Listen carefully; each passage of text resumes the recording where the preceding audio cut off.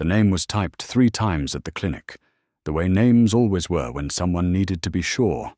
On the intake form, on the wristband card, on the copy that Andromeda fed through the photocopier at the back of the room. She had typed thousands of names this way, the names of Surrey's ordinary suffering, sprained ankles, ear infections, burns from kitchen stoves. She typed them without reading them, mostly. The hands did the work. The mind went somewhere quieter. It was the name on the intake form that stopped her hands. She had not moved in some time. The photocopier had finished. The tray held its copy, face down, still warm. Andromeda sat with the form in both hands and looked at the 3 words she had already typed without registering them, because names did not usually need to be read after they were typed. Harry James Potter. She read it again. She read it a 3rd time. Nothing changed. Harry James Potter. Date of birth, 31 down set source and source no low 7 ton was 1980. The reception desk was a low counter of beige laminate. Behind it, the afternoon clinic moved in its usual rhythms, the flick of paper files, the muted ring of a telephone 2 desks over, the low murmur of a waiting room that smelled of antiseptic and old upholstery. The couple who had presented the child were still visible through the glass partition. The man was very large, thick-necked, wearing a suit that strained at the shoulders. The woman beside him sat with her back very straight and her hands folded in her lap, her face arranged in the expression of someone who expected nothing to go wrong, because she had already decided it would not. Between them, a child. He was small, smaller than he should have been, and Andromeda had seen enough intake forms to know the difference between a child who was naturally slight and one who had been made slight by something other than genetics. He sat in the waiting room chair with his legs not quite reaching the floor. His hair was black and impossibly untidy, as though it had never once agreed to be brushed. He had a bruise on his left forearm, the yellowing kind that was several days old. He was not crying. He was not fidgeting. He was looking at the far wall with an expression of quiet patience that no child of 4 or 5 should have had occasion to perfect yet.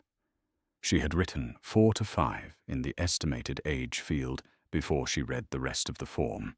The form said he had been born on the 31st of July, 1980, 4 years old. He would be 5 in 9 days. She knew a James Potter. That was the thing she kept returning to, the way you return to a sentence you have read without understanding it. Not from confusion, but from a reluctance to let the meaning in. She knew a James Potter, had known him at one remove, through Sirius, who had been James's best friend from the first week of their first year at Hogwarts, who had talked about James the way some people talk about a second self. Sirius, who was Andromeda's first cousin before he was anyone's anything else. Sirius, who had been taken to Azkaban in November 1981, 3 days after the war ended badly and suddenly, and whose name Andromeda had not been able to think directly for nearly 4 years without something closing in the center of her chest. James Potter was dead. Lily Potter was dead.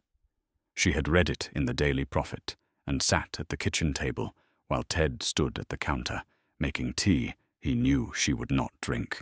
And their baby, who had survived because of something none of the papers could properly explain, only gesture at with words like miracle and sacrifice, had been taken somewhere safe. Harry James Potter.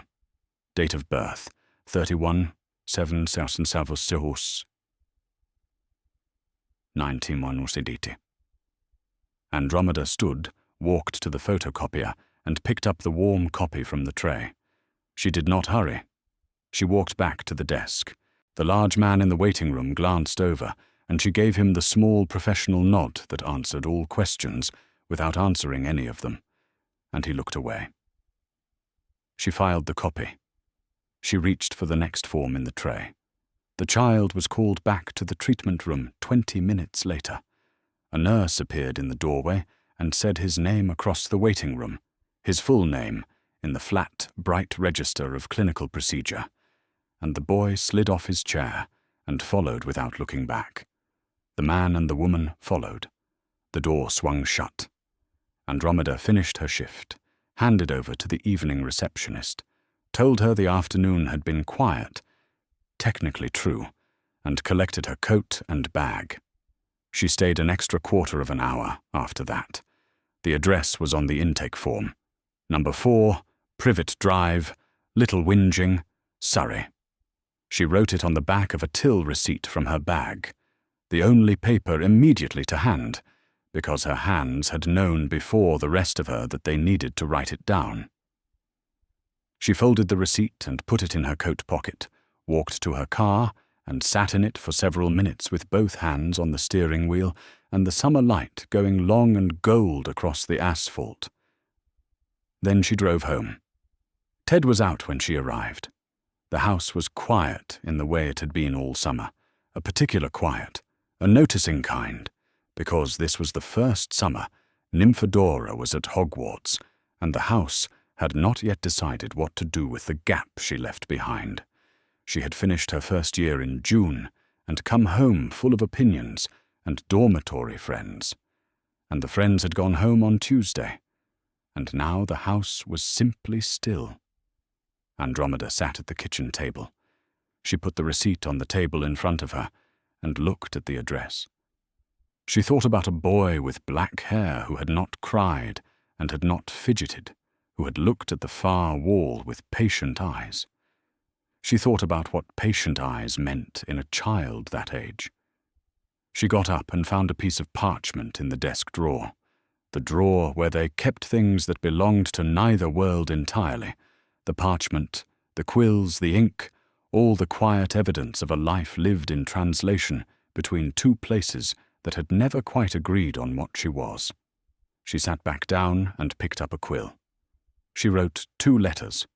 The first was to a Muggle family law solicitor, whose card she had kept in the back of her address book for 3 years, under the private logic that it was better to know where things were before you needed them.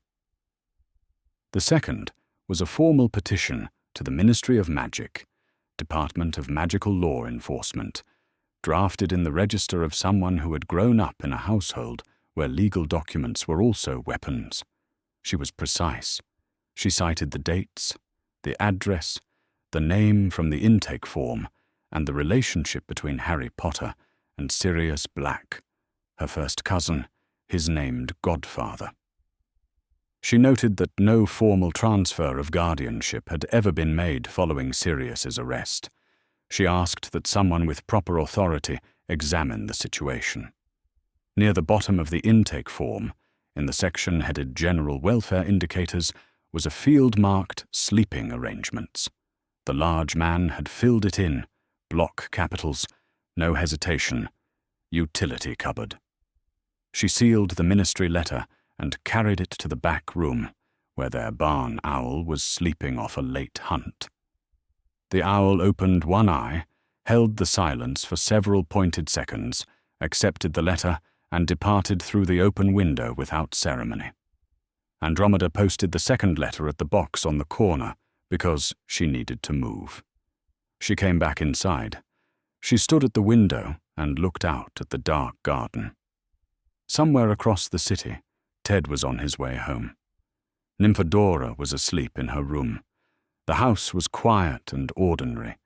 The last time she had sent an owl, it was for Ted's mother's birthday, nearly 2 years ago. She thought about that, about how a life arranges itself around a decision not to think about certain things, and how the arrangement holds until the day it stops. Sirius was in Azkaban.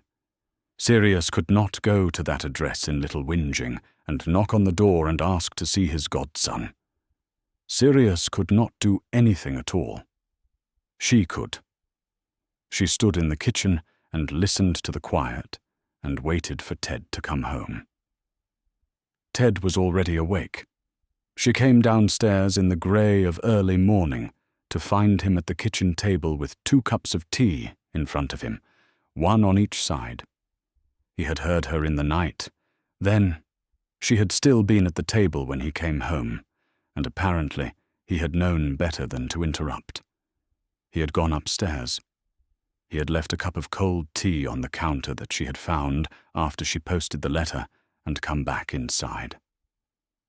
Now there were 2 hot ones, and he was sitting with his hands wrapped around his and looking at her with the particular quality of attention that meant he already knew something had happened and was waiting for her to tell him what.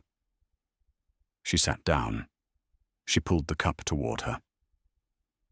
"Tell me," he said. She told him. She told him about the intake form and the name on it. She told him about the child in the waiting room, the bruise on the forearm, the patient eyes, the hair that had never once agreed to be brushed. She told him about Sirius, which meant she had to explain Sirius, which meant she had to say things she had been not saying for 4 years, and she found, once she began, that they came out more easily to Ted than she had expected. Ted had always had that quality, an ability to receive difficult things without flinching or filling the silence before she was finished. She told him about the owl and the petition to the ministry. She told him about the field on the intake form in the section headed General Welfare Indicators. Sleeping arrangements, it read, and the large man had filled it in without hesitation. Utility cupboard. Ted turned his cup in his hands. He was quiet for a moment. "And you want to pursue this?" he said. It was not quite a question, and not quite a statement. It sat in the space between, waiting to be answered. "Yes," she said. He nodded once. He looked at the table, and then he looked at her, and his expression was entirely settled. Not resigned, not calculating, not working through objections he might raise. She had been married to Ted Tonks for nearly 15 years. She knew the difference between when he was deciding something and when he had already decided. "Then we pursue it," he said. "Tell me what you need." She had not been certain, until that exact moment, whether she would cry. She did not. She looked at her tea and took a breath, and told him what she needed, which was a Muggle solicitor who would take the matter seriously, and the patience to wait for 2 bureaucracies to make up their minds. By the time Nymphadora came downstairs, trailing her school robes and demanding to know if there were any of the good biscuits left, the kitchen felt less like a room she had been alone in for hours, and more like the place where 2 people lived. The solicitor's letter was already in the post. She had written it the night before, and described, in careful factual terms, what she had observed. A child presenting to a medical clinic with visible malnourishment, a bruise on the forearm consistent with an age of several days, and sleeping arrangements logged on the intake form as a utility cupboard. She had asked, as a concerned adult who had encountered the child in a medical context, that a welfare referral be initiated. She had been specific. She had not embellished. She had not needed to. The ministry owl returned on the 3rd day. She was in the back garden when it arrived, standing in the late afternoon with a cup of tea she had forgotten to drink, in the way she had taken to standing in the garden these past 3 days, because it was neither the clinic, which was too ordinary, nor the kitchen, where the desk drawer held a receipt with an address on it that she had looked at rather too many times. The owl landed on the fence post, with the manner of something that had delivered to more important addresses, and was not going to pretend this one was remarkable, and held out its leg. She took the parchment. "Your petition has been received by the Department of Magical Law Enforcement, and is currently under review. You will be contacted within 10 to 14 days with an assessment of your standing to bring this matter before the Wizengamot. Please be advised that matters pertaining to the care and placement of Harry James Potter are subject to an elevated confidentiality order, and may require the involvement of senior ministry officials before proceeding." Senior ministry officials. She read the phrase a second time.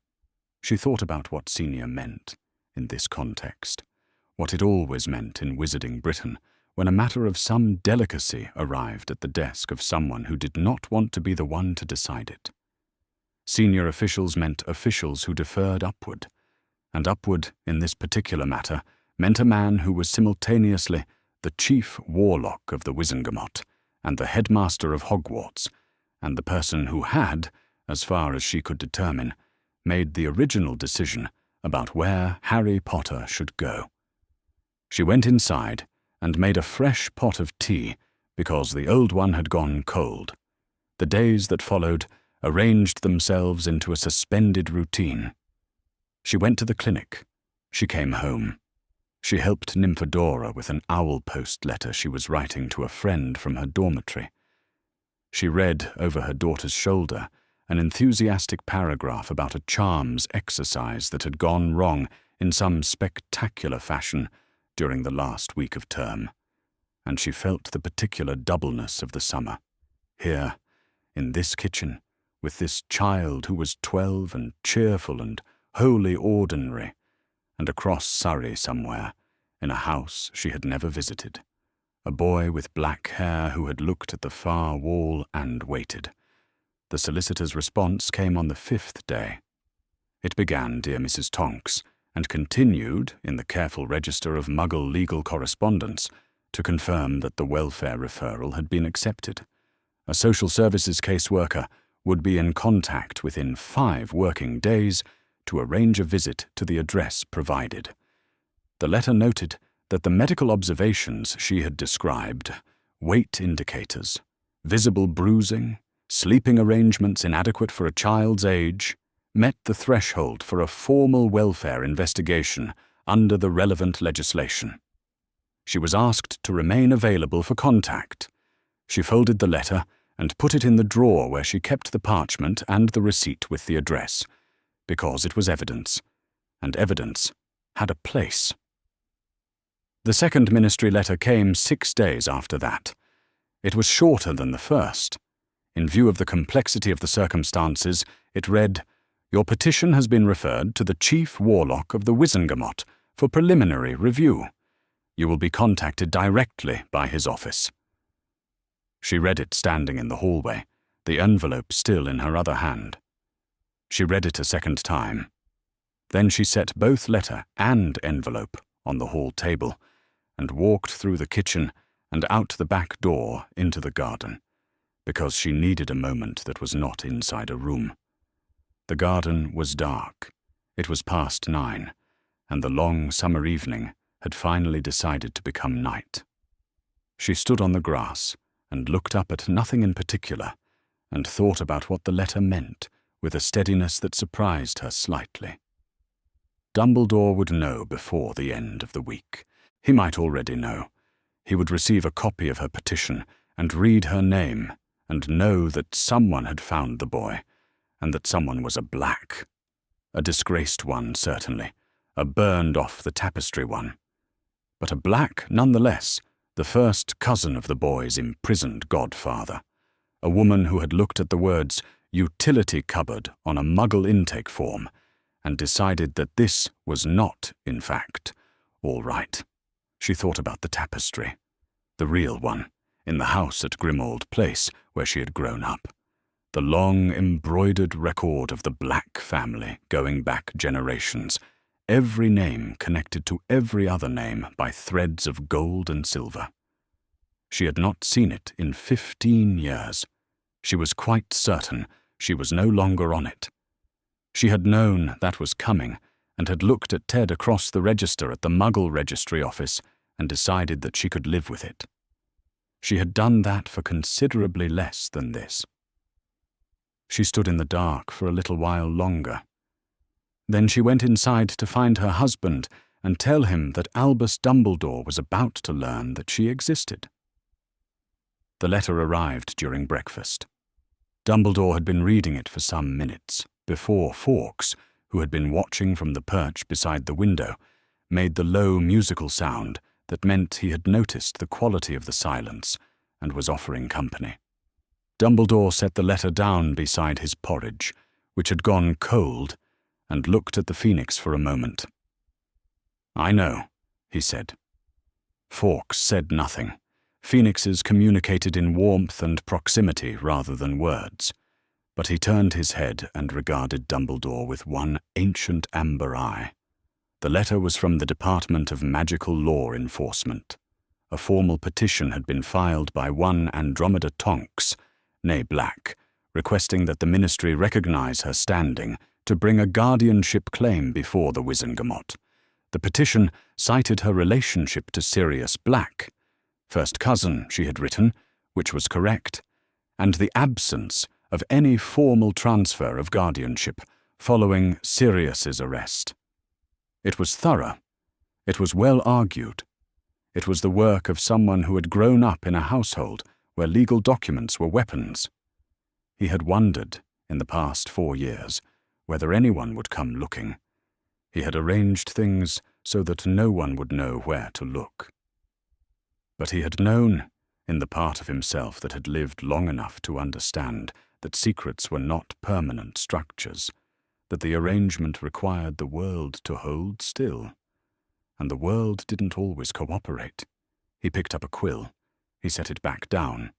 He would go himself.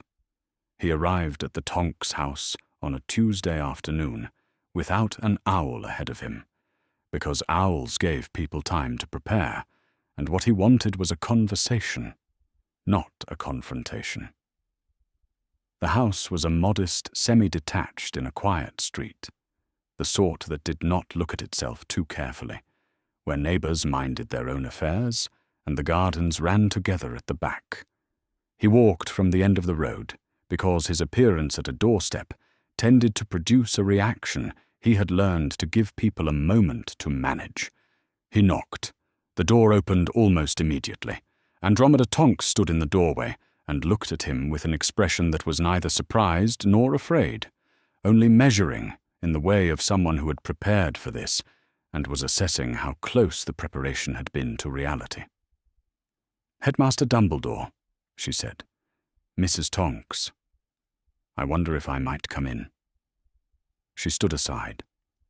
He went in. The kitchen was warm and smelled of tea that was already made, which told him she had known someone was coming. She gestured at the table. He sat. She poured, set his cup in front of him, and sat across from him, with her own hands wrapped around her cup, and waited. He found he respected that. "I have read your petition," he said. "I assumed you had." "It is very well argued." He said it without flattery, because he did not think she would appreciate it. "The legal mechanism you have identified is sound. Sirius's arrest without trial did leave a gap in the formal record, and your petition identifies it correctly." He paused. "I want you to understand that Harry is where he is, for reasons that a ministry letter cannot fully convey. His mother's death, the manner of it, the choice she made, created a magical protection tied to a specific condition. He must live with his mother's blood kin. While that condition holds, certain forces cannot reach him. What forces? The forces that killed his parents." "Voldemort," she said. Her voice did not change. He noted that. She was a Black, and Blacks had never been in the habit of flinching from names. "Yes. Though it is not as simple as a name. I do not believe he is entirely gone. I believe the threat persists in some diminished form, and that Harry must be protected while we understand the shape of it more clearly." She looked at him across the table for a moment. "He came into the clinic with a bruise on his forearm," she said. "The yellowing kind, several days old. He was small for his age." On the intake form in the field marked sleeping arrangements, the adults who presented him wrote, "Utility cupboard." The room was very quiet. Dumbledore did not say anything immediately. He looked at his cup, and then at Andromeda Tonks, and he felt, with a precision that did not often visit him anymore, the exact shape of something he had permitted himself not to examine. He had known the Dursleys were not warm. McGonagall had told him so in as clear terms as he had ever heard. The worst sort of Muggles, she had said, standing in the rain on Privet Drive on the night of November the 1st, 1981. He had heard her. He had overruled her.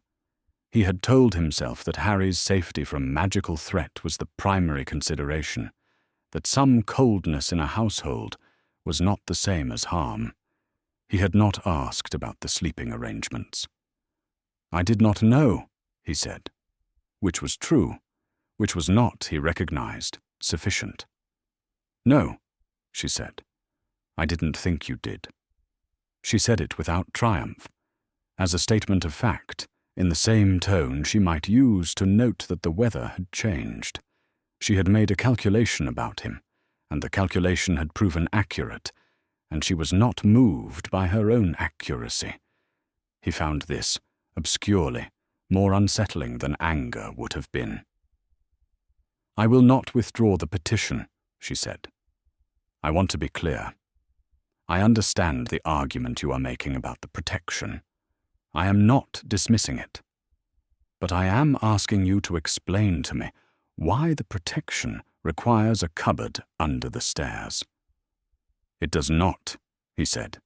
"That was not what I intended." "What you intended and what resulted are different things." He held that. He was 104 years old. He had made a great many decisions and had learned to distinguish between the ones that had been wrong and the ones that had been imperfect. He was not certain, at this particular moment, which this was. "Mrs. Tonks," he said, "I am not here to fight you. I came because I wanted to have this conversation before it became more difficult than a conversation. I cannot support the withdrawal of Harry from the blood protection.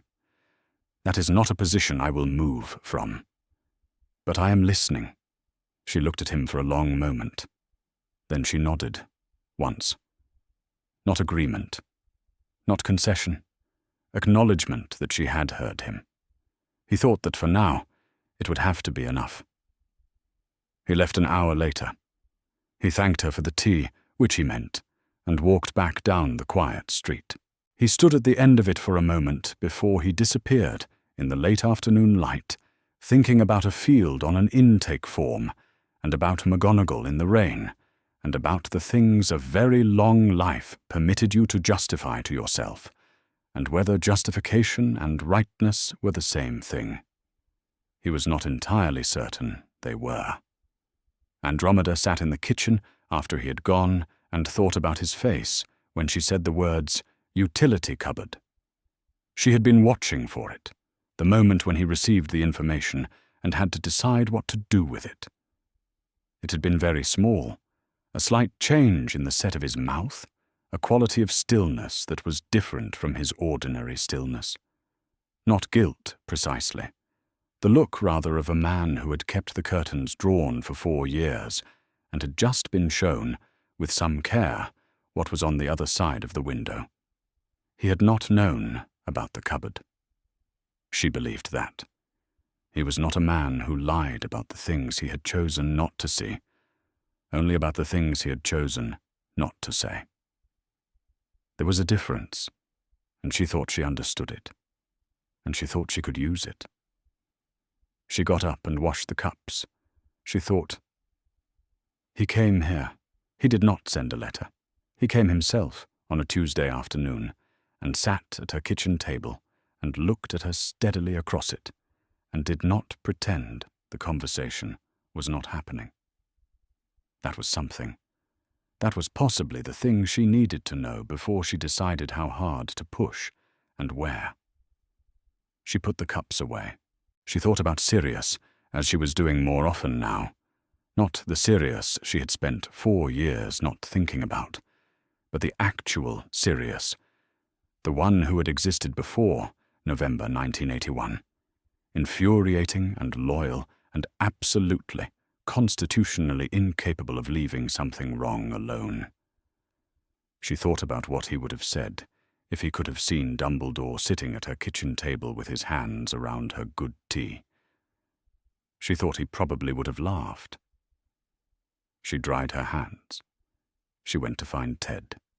She found him through the slow method, the only method available to her, given that she had not been part of the Order, and could not simply send a letter to someone who would know.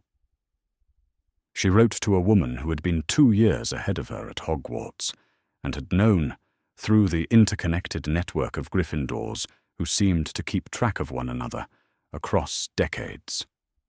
Someone who had been in the same year as the Marauders. That person passed her letter along. 2 weeks later, she received an address on a piece of parchment with no name attached, only the address, and below it, in careful handwriting, "He's there. He doesn't know you're coming." The building was in a grey part of the city, not quite London, not quite anywhere. A row of rental rooms above a hardware shop on a street that seemed to have given up some years ago. She climbed to the 3rd floor and knocked on the door at the end of the hall. He opened it. She had known, from things Sirius had said years ago, that Remus Lupin was clever and quiet, and the one who kept the Marauders from doing anything actually catastrophic. She had not known, because Sirius had never mentioned it in those terms, that he would look like this. He was 25 years old, and he looked 10 years older. Sandy brown hair shot through with grey far ahead of schedule, scars across his face and hands, fine-lined and old. Thin in the way of someone who had stopped being temporarily underfed and was now simply this. He was wearing a shabby jumper with a hole at the elbow, and the look of a man who had learned to answer the door without expecting anything good on the other side. He looked at her. She looked at him. "You're Andromeda Tonks," he said. "Sirius's cousin." "Yes." A pause. Then he stood aside and let her in. The room was small and cold despite the summer. A narrow bed, a desk with books in configurations that suggested organization had been attempted and abandoned. One chair. He carried the chair to the clearest patch of floor and set it down for her, and then sat on the floor himself, his back against the wall, arms loosely around his knees, watching her with the grey eyes of someone who had seen more than he looked comfortable having seen. "I'd offer you tea," he said, "but the milk's gone off." "I'm all right." She sat in the chair. He said nothing and waited. He was not hostile. He was, she thought, simply very still, the way of someone who had learned to conserve everything. "Sirius's cousin," he said again, "the one who married the Muggle-born, who got burned off the tapestry." "That's me." He nodded once. "What do you want?" She told him. She told him about the intake form and the name on it. She told him about the address in Little Whinging, the waiting room, the bruise on the forearm, the field on the form that said, "Utility Cupboard." She told him about the ministry petition and about Dumbledore's visit to her kitchen and the conversation that had ended politely and resolved nothing. Lupin did not move while she talked. He sat with his back against the wall and listened, and she had the impression that he was holding himself very still because it was the only way to stay contained. When she finished, he was quiet for a long moment. Then his spine seemed to lose some argument it had been having with gravity. He put his elbows on his knees and his hands over his face, not weeping, just holding still in a different way, the way of someone absorbing something that required the body's full attention. "I thought he was safe," he said. His voice was muffled. "I know." I told myself. Dumbledore said Harry had been placed somewhere safe. He was very clear that he wasn't going to say where. And I thought... He stopped. He took his hands away from his face and looked at the floor instead. "I'm a werewolf, Mrs. Tonks. I'm not employed. I don't have a permanent address. I have this room until August, and then I'll find another one. Even if I had tried to take him, which I didn't." "I know," she said. I shouldn't have not tried." He said it quietly, like a fact he had arrived at before tonight and was simply reporting. I told myself there was nothing I could do. I think what I mean is that I didn't do the things I could have done because it was easier not to. She did not argue with that because she thought he was probably right. After a moment, he said, "Sirius was supposed to be the one." Something in his voice changed on the name, went flat, and then rough, the way a surface goes wrong under a tool moving at the wrong angle. He was Harry's godfather, and then he stopped. He seemed to be choosing words with some care. He did what he did. Andromeda said nothing. "I'd known him since we were 11, Lupin said. "I thought I knew. I was wrong about that, apparently." He looked at the floor. So Sirius was in Azkaban, and Harry had been placed somewhere, and I told myself it was all right. It was easier to believe. He was quiet for a moment. "It wasn't all right." "No," she said. "It wasn't." She watched him sit with it, the way grief sits with you when you've been carrying it as one shape for years, and then someone comes in and shows you it has another shape underneath. James and Lily, and then Sirius 3 days later, not dead, but a different kind of gone, the kind where the going meant something about who you had thought he was. And underneath both of those, Harry, whom he had told himself was safe, whom he had needed to believe was safe, and who had been 4 years old and sleeping in a cupboard while Lupin arranged his grief into something he could live inside. She did not know how a person held all of that without it breaking certain things that couldn't be repaired afterward. "I can't claim Harry," he said at last. "You know that. Even setting aside everything else, my condition would be used against any claim I made. The Wizengamot would dismiss it before I finished speaking. I'm not asking you to claim him," she said. "I'm asking you to help me." He looked at her for a moment. Something in his expression shifted. Not much, but enough. "I can bear witness," he said. "I knew James and Lily. I knew what they wanted for Harry. I can say that to anyone who asks." He paused. "I can't promise my account will be worth much once they know what I am. Let me worry about where your account is most useful." He considered that. Then he nodded. The evening came while they sat there, and neither of them moved to turn on a light. They talked for a while, not strategy, not yet, only the things they each knew. What James and Lily had been like, what they had hoped for, what the last year of the war had been before everything ended. Lupin talked, and she listened. She talked, and he listened. It was the strange intimacy of two people who had been on different sides of the same closed door. When she got up to go, he stood with her. The room was dark now, the window a pale grey square. He walked her to the door and held it open, which was the kind of small courtesy that a person maintained even when most other courtesies had been stripped away.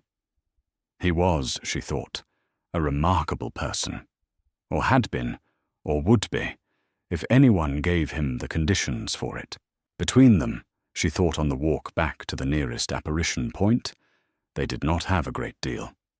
One functional wand hand in this fight, 2 sets of credentials the wizarding world had already decided were compromised, a shared conviction that the boy sleeping in a cupboard in Surrey deserved better than what he had. It would have to be enough to start with. She had worked with less. The social worker arrived on a Tuesday morning, which was the worst possible day as far as Vernon Dursley was concerned, because he had a meeting at Grunning's at 2 o'clock and had been looking forward to it with something approaching spiritual devotion. He opened the door and looked at the young woman on the step. Sensible shoes, clipboard, a lanyard with her photograph on it, and felt the particular variety of rage that came upon him when the world failed to be what it was supposed to be. He channeled it, with long practice, into something resembling civic cooperation. "Can I help you?" She explained, pleasantly and precisely, that she was from social services, that a referral had been received concerning the welfare of a child at this address, and that she was conducting a routine assessment. She hoped it wasn't inconvenient. Vernon Dursley had several things he would have liked to say. He said none of them. He opened the door wider and let her in.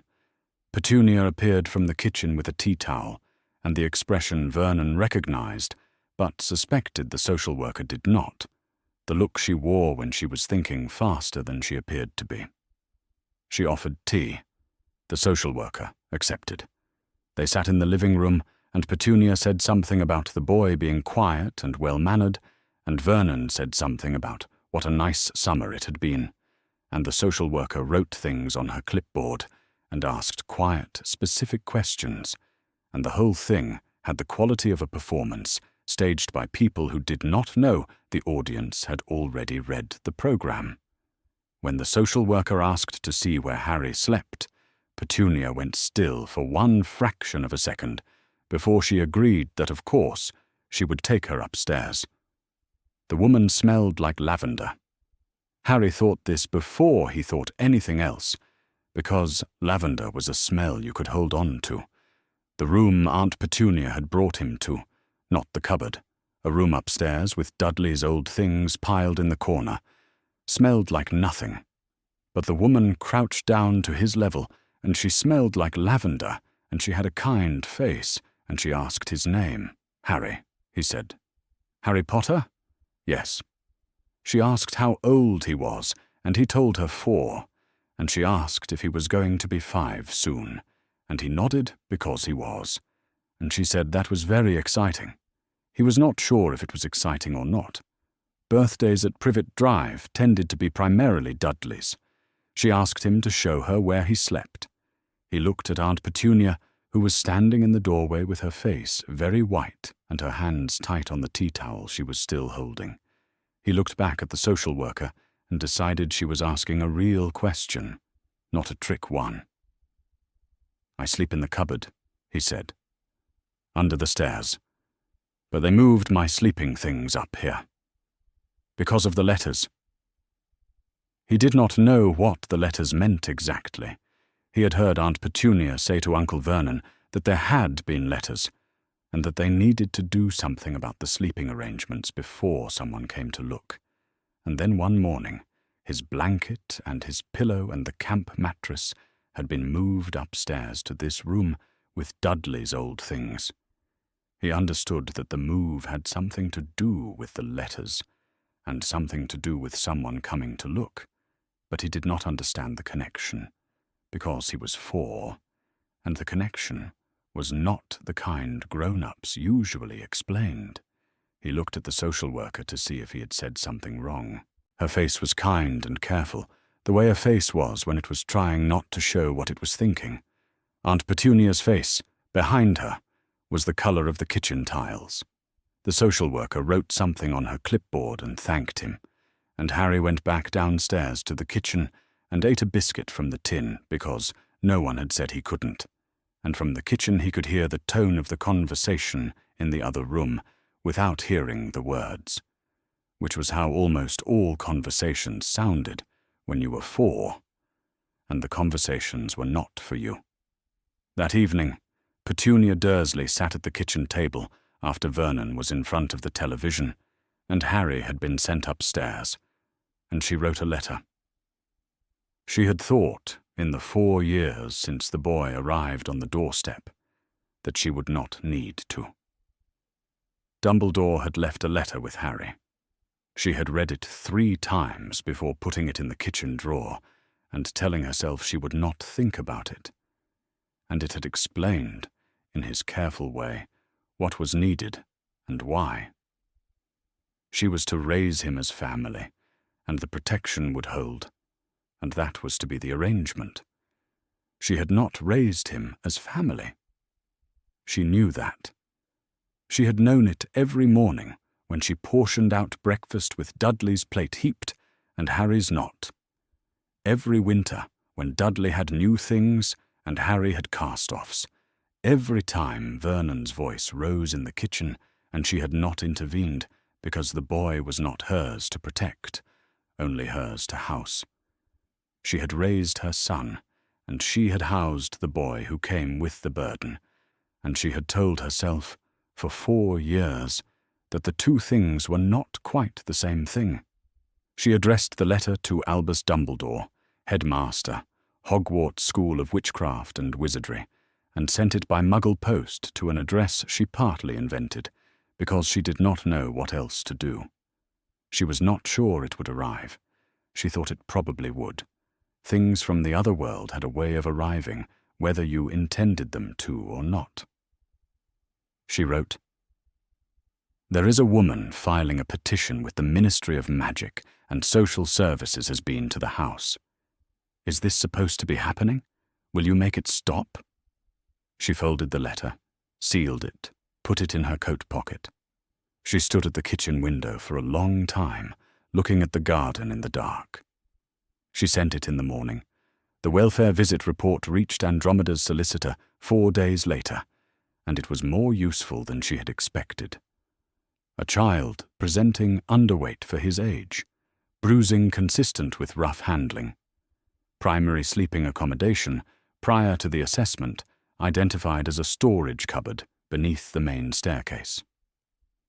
She read the report at her kitchen table and let the facts arrange themselves in the way that facts did when they were the kind that did not need editorializing. The Muggle family court had agreed to hear an emergency guardianship application. Pending the full hearing, supervised access was ordered. 1 visit per week at the Family Services office on the High Street. The first was on a Thursday afternoon. Harry was brought in by the social worker in sensible shoes. He came through the door with his hands at his sides and his eyes wide and careful, and he looked at Andromeda with the measuring expression she already knew from the clinic waiting room, was simply how he looked at things he hadn't categorized yet. He had James's hair, the same black disorder, the same refusal to be anything but itself. He had Lily's eyes, and that was the part that reached across the room and took hold of something she hadn't known she was going to feel, green and clear and serious, looking at her from a face that was too thin and too watchful, and wholly, unmistakably, his own. Not James's face, not Lily's, his. The face of a person who had spent 4 years becoming someone on his own, without much assistance, 4 years old, and already deciding how much of himself to show to a stranger. She kept her own expression still. It took more effort than she expected. "Hello," she said. "I'm Andromeda." He considered her for a moment with those green eyes. "I know," she said. A small gesture at the social worker. "She said you knew my dad." Near enough, Andromeda thought. There would be time for the rest of it. The visit was 20 minutes. He accepted a biscuit from the plate on the table and ate it with the careful concentration of someone who had learned not to take food for granted. He did not speak much, but he answered when she asked him things, and beneath the watchfulness he was curious. She could see it in the way he tracked the clock on the wall, the pattern on the carpet, the lanyard around the social worker's neck. When the social worker said it was time to go, he slid off his chair and went. At the door, he looked back at Andromeda once. Not longingly. He did not know her. There was nothing to long for yet.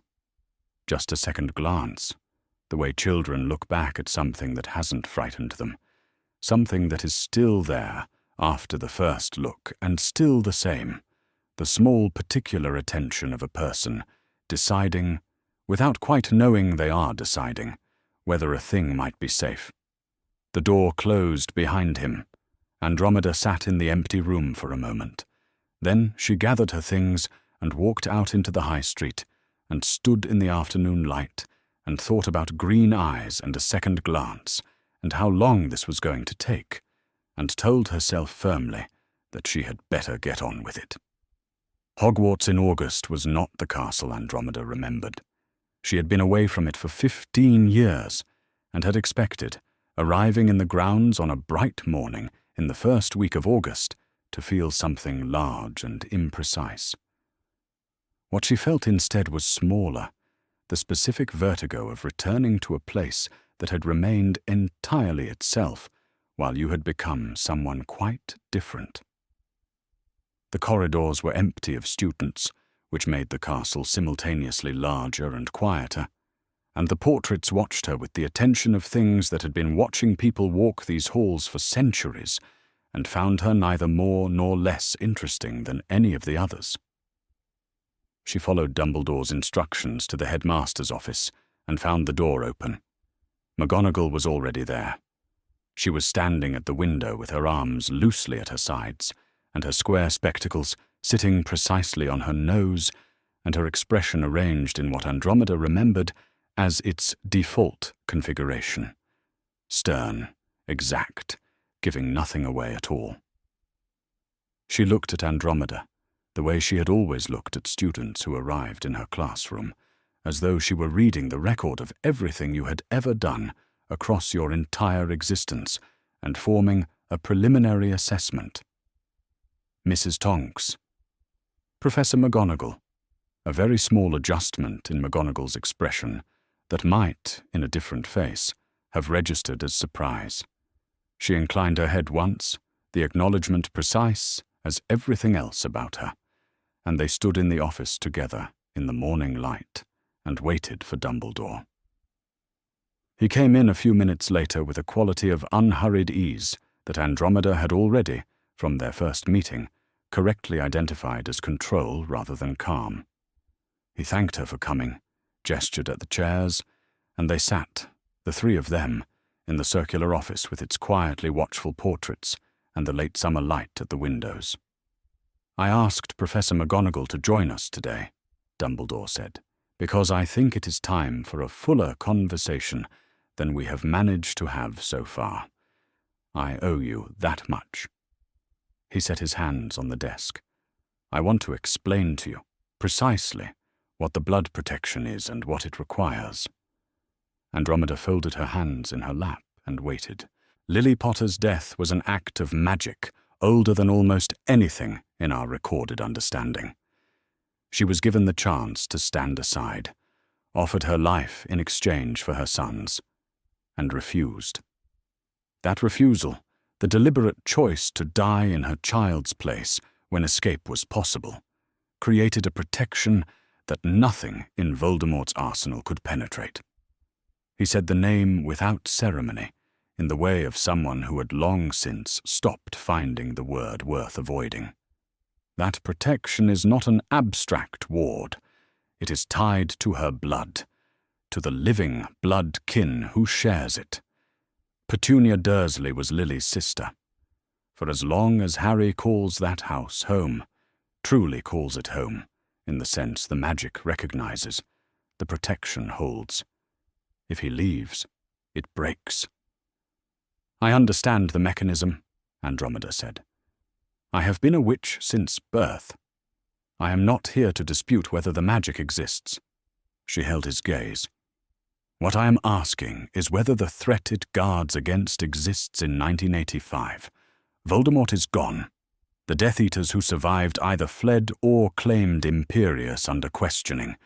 The wizarding world has spent 4 years operating as though the war is over.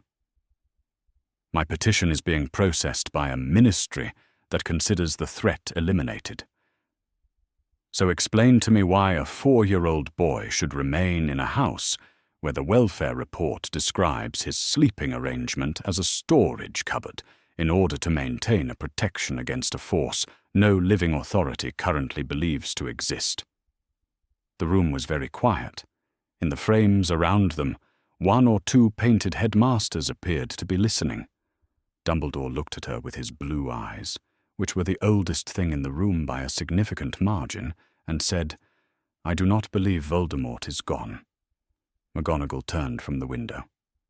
"I believe he is diminished," Dumbledore said. He was speaking with the particular care of a man who had been selecting words for a very long time and had not lost the habit of weighing each one. Reduced to something that could not be called a ghost, could not properly be called a presence at all. I have spent 4 years constructing instruments to detect him, and the instruments confirm that something remains, something that has not ended.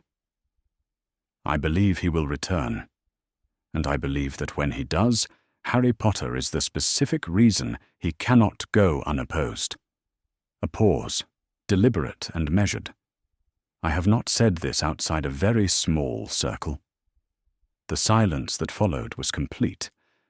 McGonagall said, in a voice that was very controlled and very still, "Did you know about the cupboard?" Dumbledore did not answer. She looked at him for 3 full seconds. Andromeda had enough presence of mind to let her. McGonagall had stood on Privet Drive in the rain 4 years ago and told Albus Dumbledore that the Dursleys were the worst sort of muggles she had ever observed. He had heard her and overruled her, and she had accepted it because she trusted his judgment and because he had said it was necessary. She had lived with that acceptance for 4 years and was now learning the full shape of what she had accepted. She looked out the window. She said nothing more about it. "I don't know about the prophecy," Andromeda said, "and I expect you're not going to tell me about it today." Dumbledore looked at her with a fractionally different quality of attention. "There are certain matters. I'm not asking you to. I'm making a point."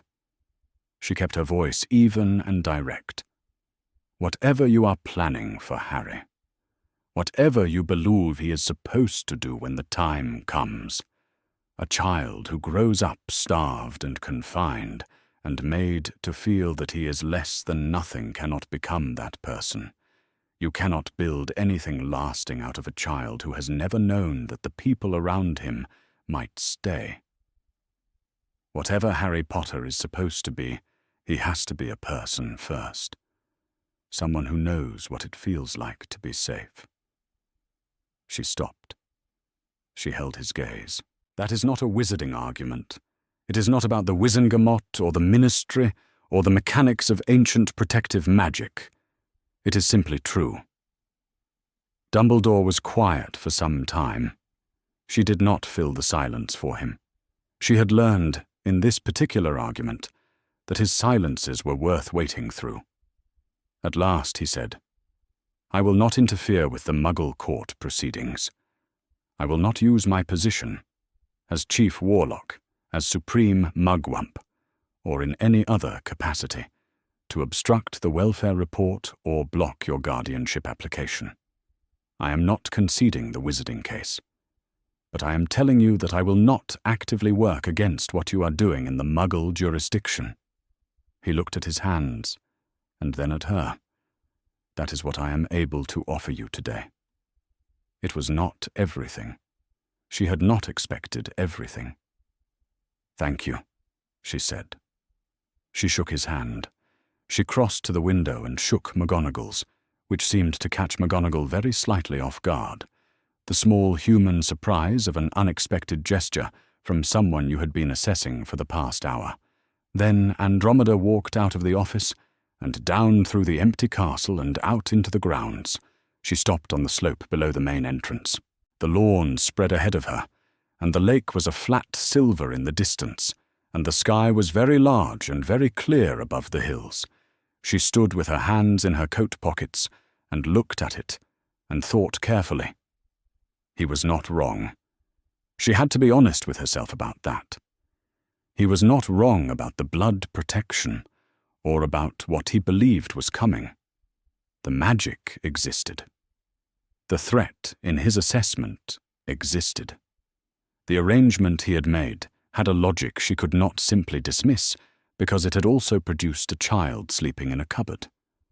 She had asked him to justify himself, and he had given her the best justification he had, and it was a real one, and she had to hold it. He was still going to watch a child sleep in a cupboard rather than move the piece on the board. Both things were simultaneously true. She had learned over the past weeks that this was the actual shape of the problem. Not a villain and a victim.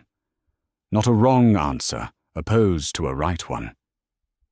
But two people who each understood something the other did not, and a boy who was 4 years old and had given her a second glance on the way out of a room. She turned and walked toward the gates. Somewhere across a distance that was partly geography and partly the gap between two worlds that had never quite learned to sit alongside each other, a child with black hair was living in a house in Surrey. Not knowing that 2 adults had sat in a circular room at the top of a Scottish castle and argued carefully about what he was for, she was going to make sure he had the chance to decide that for himself. The house was quiet in a different way than usual. Nymphadora had lived in this house her whole life, and she knew its different kinds of quiet. There was the quiet of Sunday mornings before anyone was up, warm and full of the smell of breakfast that hadn't been made yet. There was the weekday afternoon quiet when she'd come home from school and the house was empty, and hers for an hour before her parents got back. And there was the quiet of right now, which was something she didn't have a word for yet. The quiet of a house that was waiting for something she hadn't been told about. Mum had gone to a meeting. Dad was at work. She was 12 years old, and it was August, and there was nothing to do. She found the files on the kitchen table. She hadn't been looking for them. She'd come downstairs to find something to eat, and there they were, a stack of folders and letters and pieces of parchment, the file on top labelled Potter, Harry J. Custody proceedings in her mother's handwriting. Nymphadora sat down. She was a Hufflepuff, which meant, among other things, that when she sat down to look at something, she sat down properly and looked at all of it. She opened the file. She read the solicitor's letters first. 2 of them, polite and formal, full of language about welfare referrals and emergency guardianship applications and supervised access orders. She read the ministry correspondence, which was more formal still, with an official seal and careful phrasing about standing before the Wizengamot. She read a copy of something called an intake form from a Muggle medical clinic in Surrey. She read that part twice. Her hair was brown while she was reading the solicitor's letters, because brown was what her hair went when she was concentrating on something she needed to understand. It shifted toward pink when she got to the ministry correspondence. Something about the formal language made her anxious in a way she couldn't quite name. By the time she got to the intake form, she wasn't thinking about her hair at all. Weight, below 5th percentile for age. Bruising noted on left forearm, approximately 3-5 days old. Sleeping arrangements, please specify. Utility cupboard. She was 12. She knew what a cupboard was. She had been a bit small herself at 4, and the health visitor had said something about it. And her mum had fed her up that winter, and she had been fine. She thought about that for a moment. She thought about what it meant to be 4 years old, and smaller than you were supposed to be, and sleeping in a space between the stairs and the wall. She sat with the file on the table and stayed with the thought for a while. She was an only child. She had always been an only child, and she had not minded. There were clear advantages to having a room to yourself and parents whose full attention came to you as a matter of course. The house had always been hers, the kitchen, the garden, the configuration of weekends and holidays that made up the fabric of this family. She understood that what her mother was doing might change those things. She sat with that too. Her dad had always told her it was better to know what you were actually feeling before you tried to decide what to think about it, and what she was feeling was something that was not quite jealousy, but not quite not jealousy either. some territorial instinct about the kitchen and the holidays and the particular routine of this family, which was hers, which had always been hers, which she had never had to negotiate or share. She thought about school friends who had younger brothers and sisters, and the way they talked about it, the noise, the intrusion, the things that had been theirs that were now someone else's too. She had always felt lucky, in a mild and unexamined way, not to have any of that to deal with. She sat with all of it. She acknowledged it. She let it be there without pretending it wasn't. Then she looked back at the intake form. Utility cupboard. The utility cupboard in this house was under the stairs on the left side of the hall. It held the Hoover and the spare mop and 3 boxes of things that had been going to the charity shop since 1982, but had never quite got there. It smelled like the Hoover bag and old cardboard. You went in to get what you needed, and then you left. You did not live there. You especially did not live there when you were 4 years old, and already smaller than you were supposed to be. The not quite jealousy feeling did something complicated, and then resolved itself into something much simpler and much more certain. This was wrong, and there was going to be something she could do about it, and she was going to do it. Mum came home 2 hours later to find Nymphadora at the kitchen table with the open files in front of her. There was a pause. Nymphadora watched her mother look at the files, and then at her, and do the calculation that mothers apparently did automatically before deciding not to make a thing of the fact that Nymphadora had gone through the files. She set her bag down on the counter and sat across the table and didn't say anything for a moment. "Is he going to be all right?" Nymphadora said. Her mother looked at her with the expression she had when she was being completely honest. "I don't know yet. I'm working on it." Nymphadora nodded.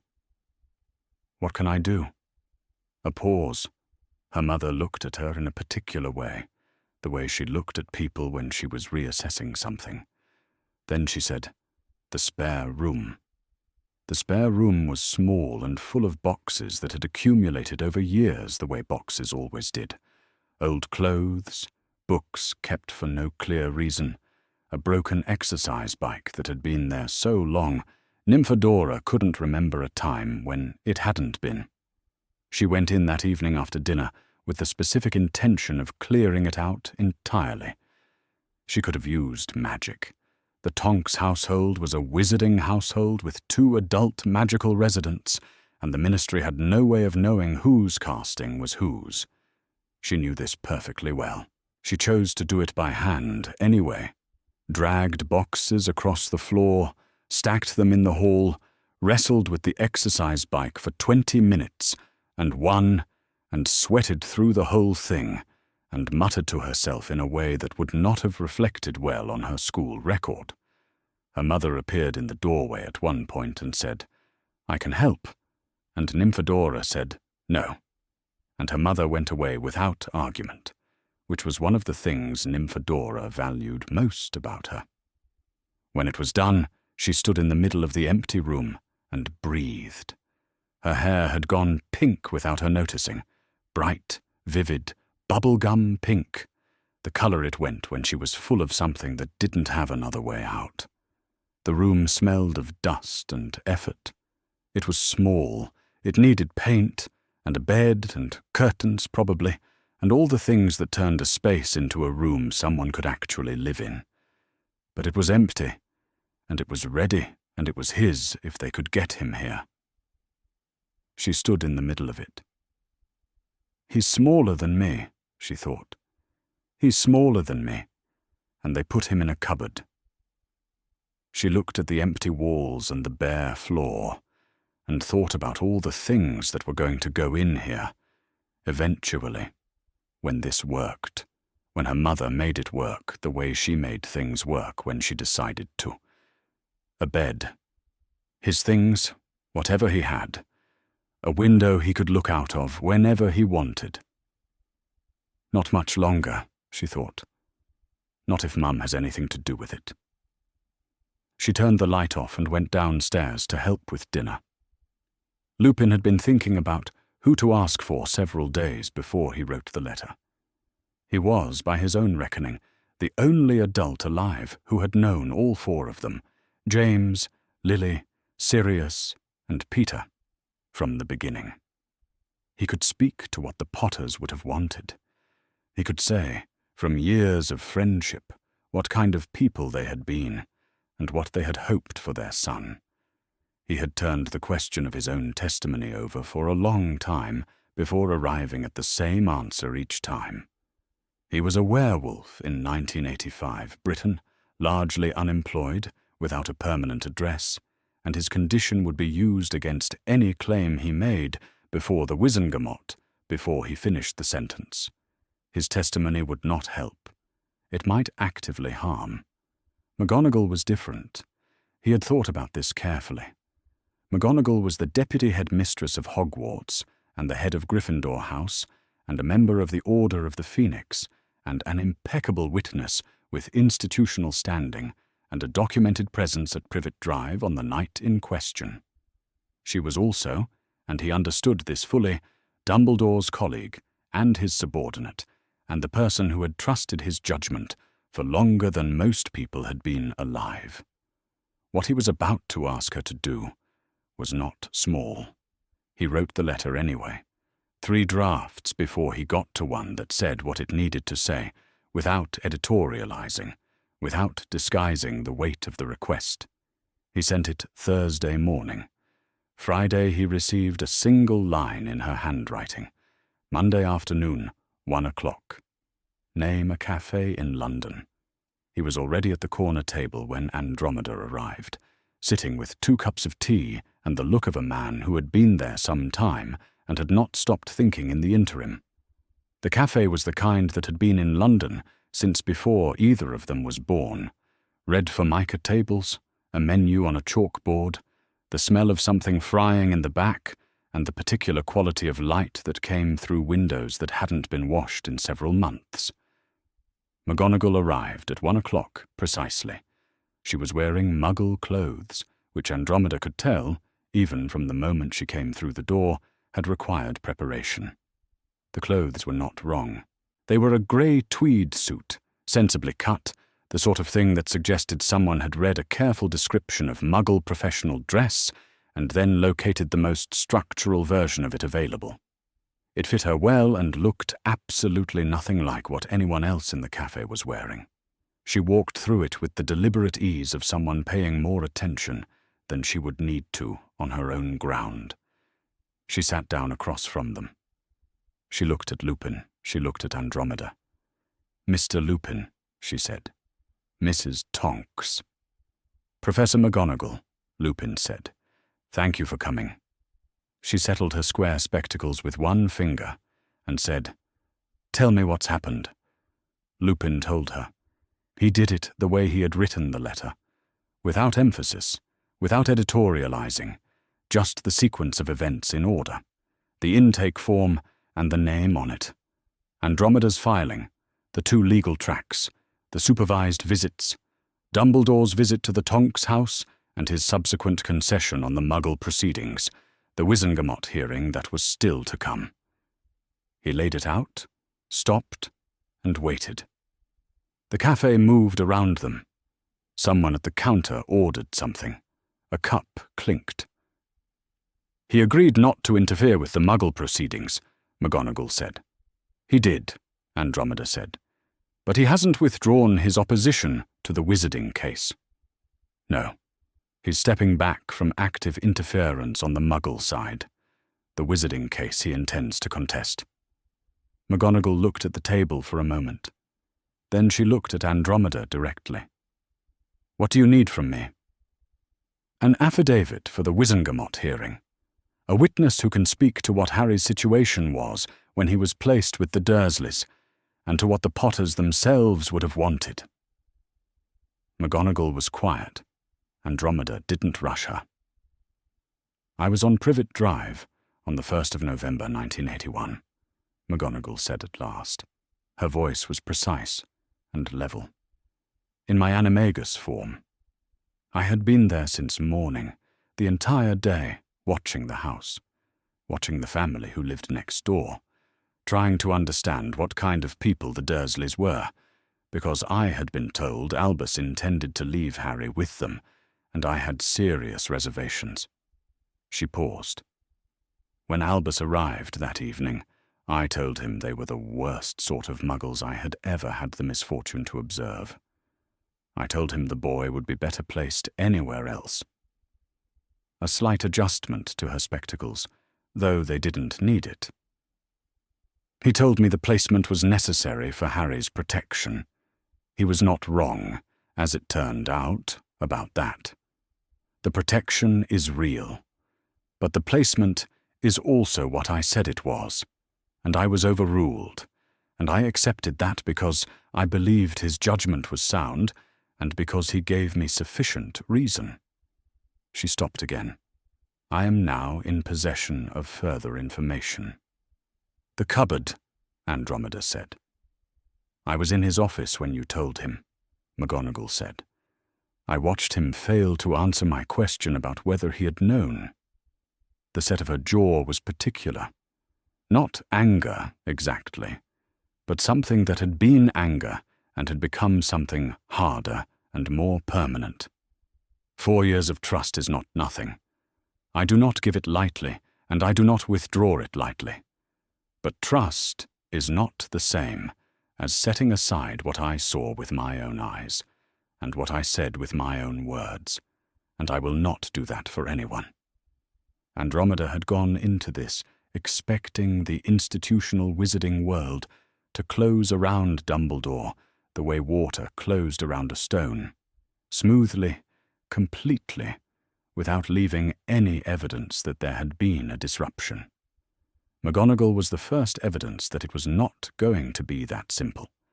She found she had nothing adequate to say, which was unusual. There is a cost to providing this affidavit, she said instead. I want to be direct about that. He is your employer. He has been your colleague. I am aware, McGonagall said, of what Albus Dumbledore is to me. I have been aware of it my entire adult life. The tone was final in the way of someone who had already walked through the argument by themselves and did not need to walk through it again with company. I was on that street. I said what I saw. I was overruled. Providing testimony to a Wizengamot hearing about what I personally observed is not a betrayal. It is an account. She produced a piece of parchment from inside the tweed jacket, a formal affidavit, already drafted in the careful language of wizarding legal documents, every claim attributable and verifiable. Her presence at Privet Drive on November 1st, 1981. Her observations, the exact words she had said to Dumbledore, and the response she had received. This is precise, Andromeda said. It is accurate, McGonagall said. She produced a quill and signed the affidavit, and then, with the air of a person making a point they had decided to make, she reached into the breast pocket of the tweed jacket and produced a Muggle pen and signed beneath the wizarding signature. She pushed it across the table. Andromeda took it with both hands. McGonagall stood, buttoned the jacket, and left. She walked back through the cafe the same way she had come in, perfectly controlled, not hurrying, not looking back. The door swung shut behind her. Lupin and Andromeda sat in the corner for a moment. The kitchen radio played something neither of them was following. Andromeda had the affidavit in front of her on the table, and she was looking at it. She was watching that house all day, Lupin said. He said it to the table, or to the cup in front of him, or to the particular quality of the air in the corner of this cafe. She told him. She used those exact words, the worst sort of muggles, and he still left Harry there. Neither of them had anything to say to that for a moment. She's a Gryffindor, Lupin said finally, quietly. She has to act when she sees something wrong. Doesn't matter who she has to stand against. He looked at his hands. I've always rather admired that about them. Even when you couldn't do it yourself, Andromeda said. He looked up. His eyes were the tired grey of someone who had spent a long time looking at things that didn't get easier with looking. Especially then, he said. Andromeda folded the affidavit carefully along its crease and put it in the inside pocket of her coat. She held it there for a moment, with her hand flat against it, feeling the weight of it, which was lighter than paper had any right to be given what it was going to do. Then they paid for the tea and went out into the London afternoon. The letter from the ministry arrived in the second week of September and said the Wizengamot would hear her petition on the 14th. She spent 3 days preparing. She read back through the entire file, the solicitor's correspondence, the welfare report, the ministry paperwork, the notes she had made after each meeting with Dumbledore. She read McGonagall's affidavit 4 times until she knew every line of it. She had dinner with Ted and Nymphadora on the evening of the 13th, ate her food, listened to Nymphadora describe a letter from a school friend, went to bed at a reasonable hour, and did not sleep. She went to the ministry alone. Lupin had offered. She had declined. The hearing was before the Wizengamot, and his presence in the building would attract exactly the kind of attention she couldn't afford. A werewolf with no fixed address appearing as support for a custody claim was not a detail that would go unnoticed or unremarked. She wore black robes and her best set of boots and the earrings she had worn at her wedding, because they were the only piece of jewelry she still owned that had come from a black family vault. And she thought, in a mood somewhere between dark humour and something that was almost superstition, that she might as well take whatever advantages were available. The ministry was underground, accessible by telephone box from the street above, and it descended into a space built to feel like something grander than what it was. Vaulted ceilings, gleaming floors, the peculiar busyness of a bureaucracy that handled the impossible as a matter of routine. She had her documents and her copy of the affidavit, and she knew where she was going.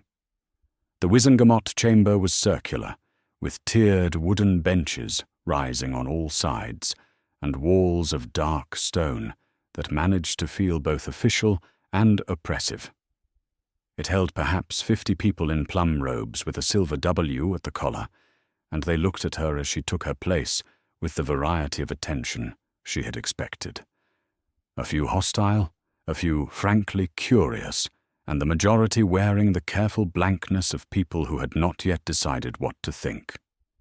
Albus Dumbledore sat at the Chief Warlock's position at the head of the chamber. He wore deep crimson rather than plum. The Chief Warlock was not a member of the court but its presider, and he looked at her steadily as she settled her documents and gave nothing away. She looked back at him with the same quality of attention and gave nothing away either. He called the hearing to order. She was not the only one to notice what this meant. She saw 2 members at the far end of the benches exchange a glance. Another looked at the Chief Warlock's bench and then at the floor, with the expression of someone deciding how much of a thing to name out loud. The conflict of interest was visible, obvious, and completely unaddressed.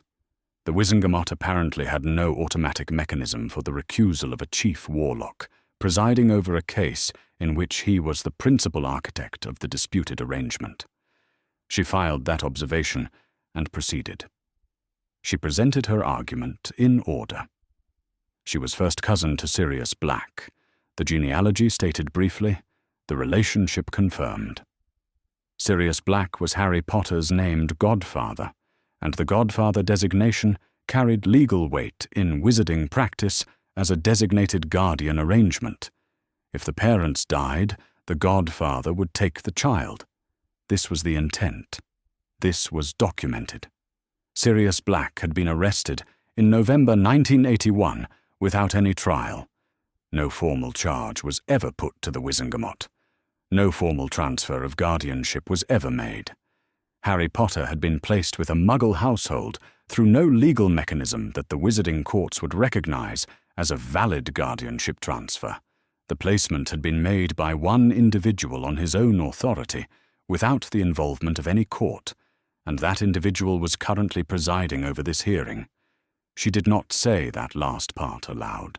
She looked at Dumbledore and let the room do the arithmetic.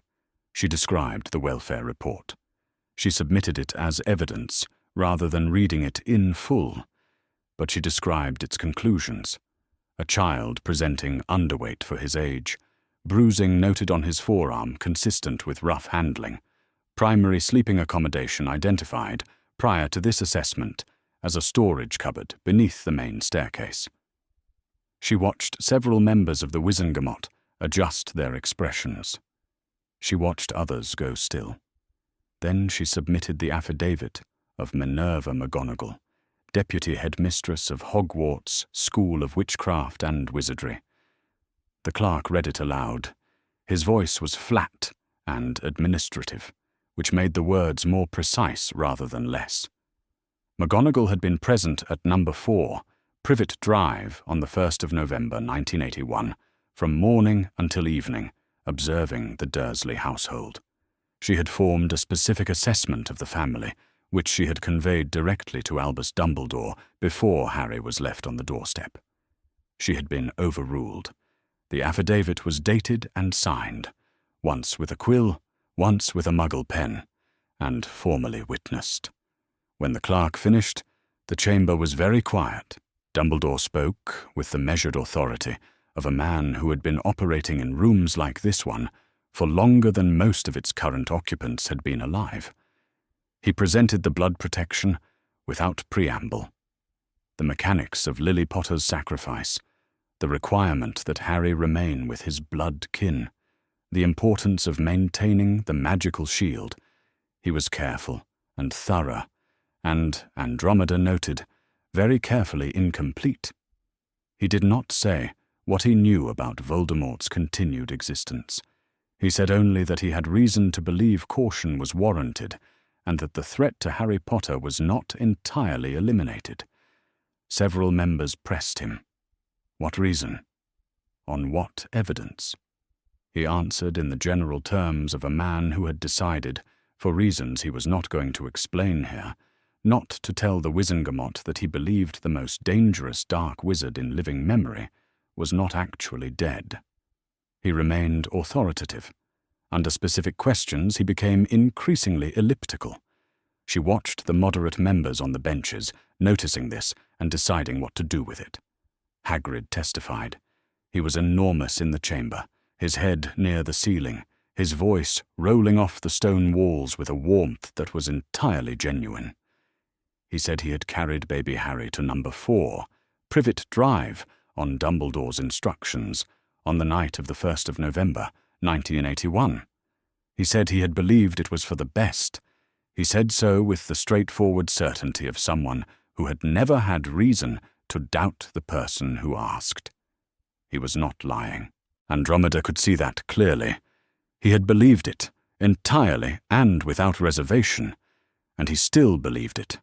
And his testimony confirmed the placement had happened as she had described, by the mechanism she had described, on the instruction of the man presiding over the hearing. He had delivered a 14-month-old boy to a house in Surrey because Albus Dumbledore had told him to, and Hagrid's trust in Dumbledore was the kind that did not examine itself. The Wizengamot recessed.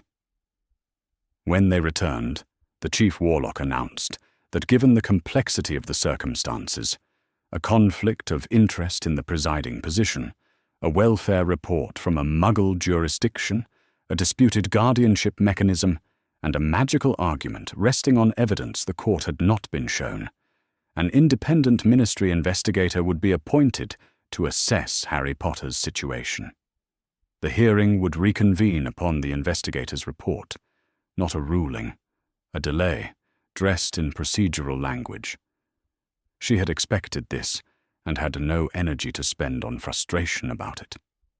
She walked out of the ministry, into the grey September afternoon.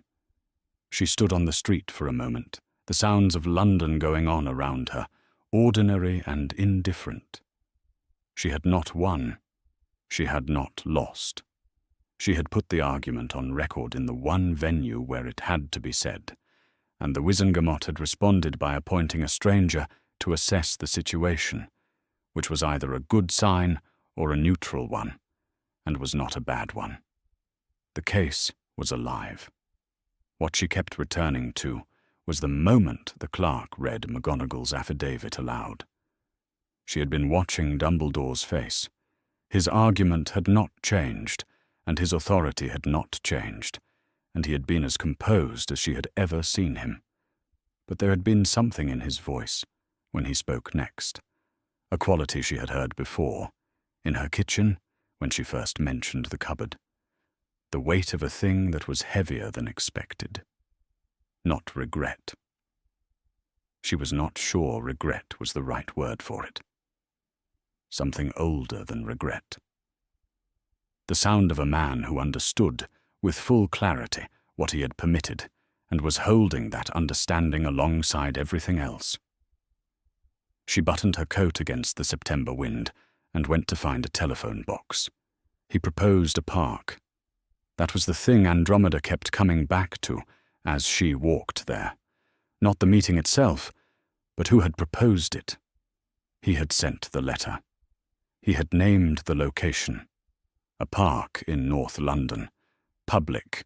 Entirely Muggle. Unremarkable in every way. He had taken himself off his own ground. She turned this over in her mind on the walk from the tube station, and could not decide whether it was a concession or a strategy, and arrived at the conclusion that with Albus Dumbledore it was probably both. It was a grey October morning. The park was nearly empty, a woman walking a dog along the far path, 2 pigeons investigating a crisp packet near a bench. Dumbledore was already there when she arrived, sitting on a bench beside the path with his hands folded on the head of a walking stick she had not seen him use before, and his extraordinary robes swapped for a long coat that was only slightly less conspicuous than robes would have been, being a shade of dark blue not commonly seen in North London parks on an October Wednesday. He stood when she approached. She sat down beside him, and they looked at the park together for a moment. "Thank you for coming," he said. "You proposed neutral ground," she said. "I was curious." Something crossed his face that was almost, not quite, amusement.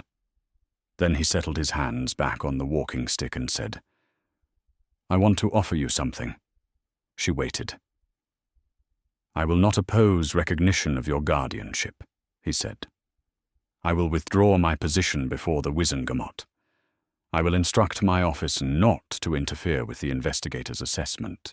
If the investigator's report supports your petition, and I expect it will, I will not contest the ruling."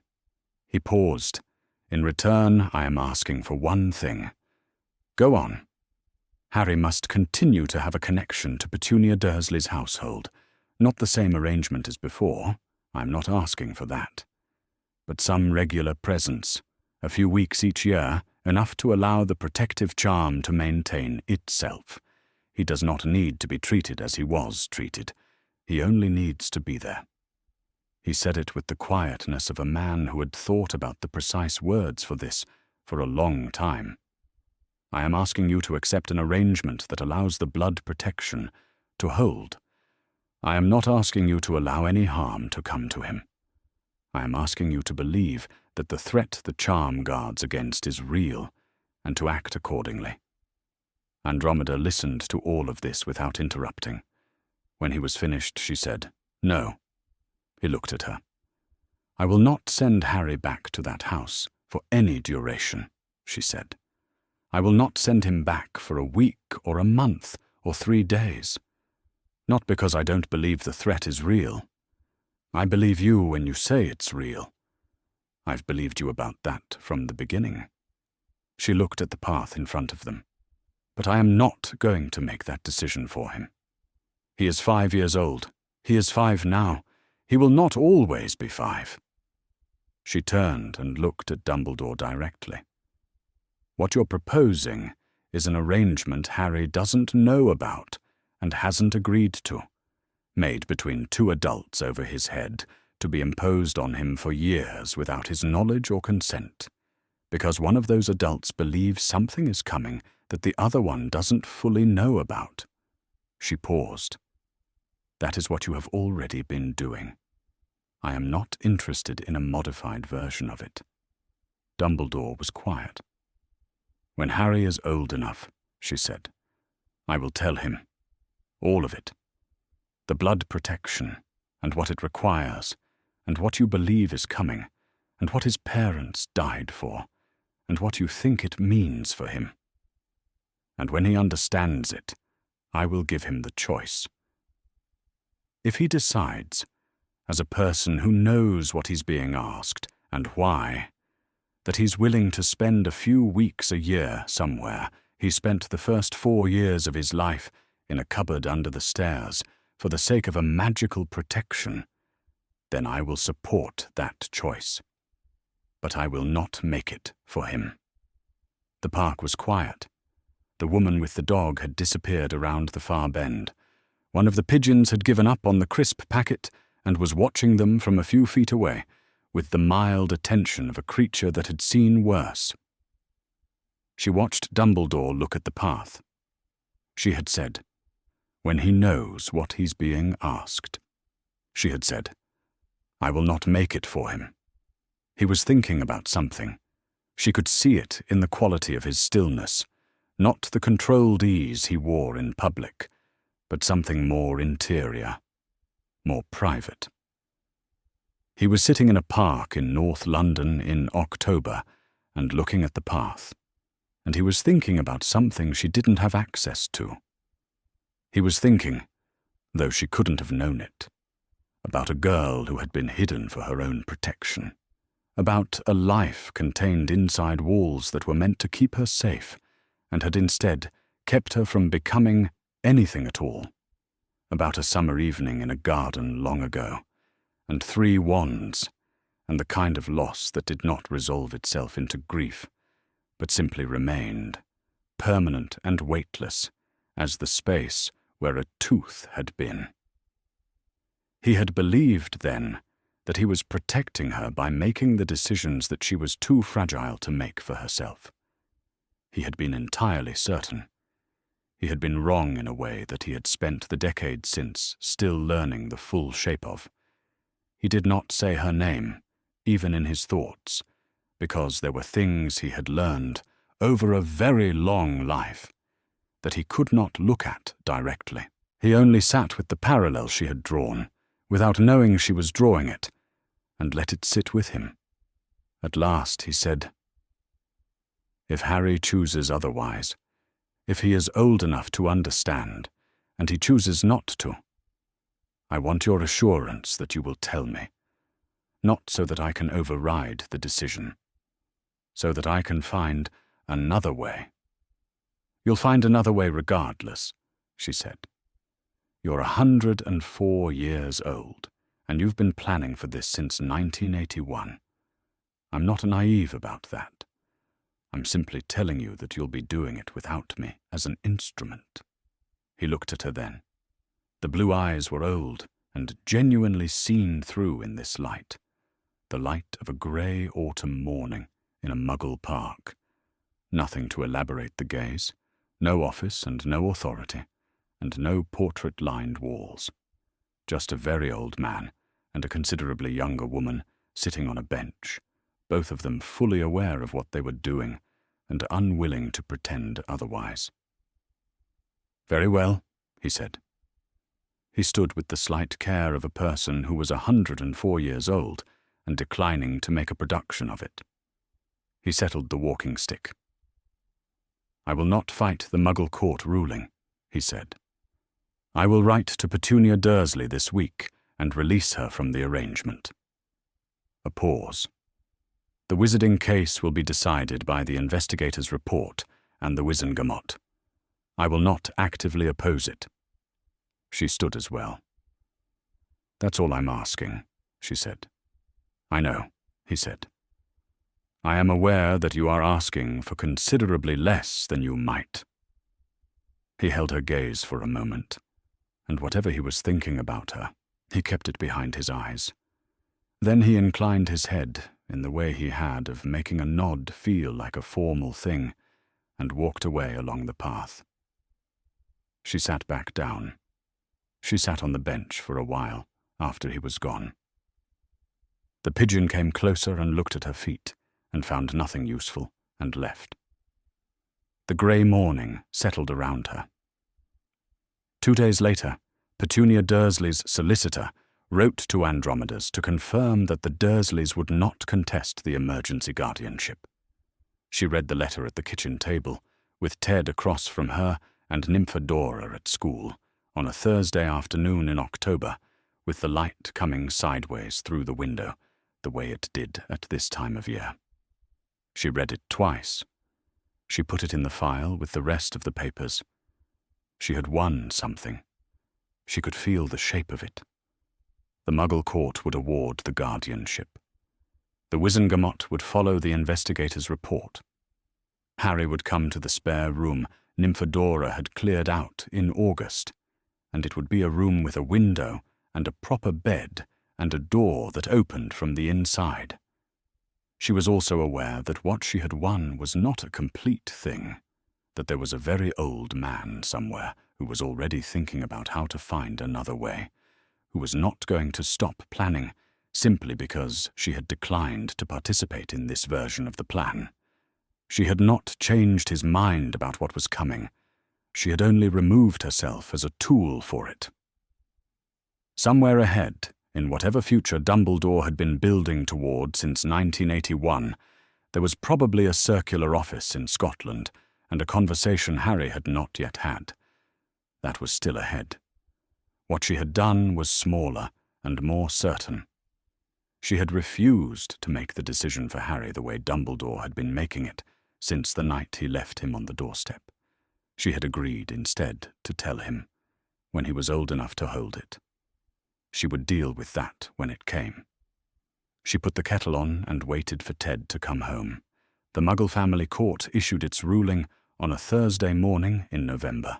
The judge had before her the welfare report from social services, the documentation from the clinic visit, Andromeda's solicitor's application with its supporting evidence, and a letter on file from the Dursleys' own solicitor, confirming that the existing guardians would not contest the emergency application.